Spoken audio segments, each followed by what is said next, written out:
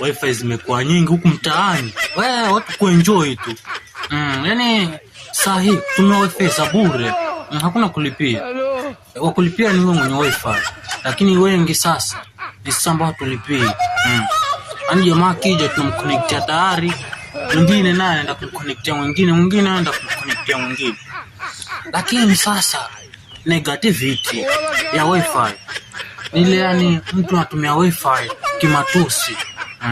Ani sasa watumia wifi ya bure lakini mtandaoni malizi, yani matusi kwa wingi wewe. Yani komenti ujinga na unui bando ni wifi ya bure hii. Takushinda wewe mwenye wifi ametulia.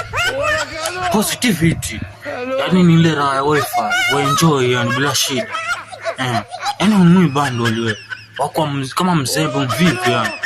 Fanya kazi yoyote yani ile, yani wifi wewe ukatumia kwa masaa hata 5. Lakini bundles za 20 ni saa tena halifiki, ni wanatudanganya halifiki ile saa. Wifi huku kwetu basi ni kwa kazi, matajiri wametawanya wifi huku mtaani. Ni kuenjoy tu.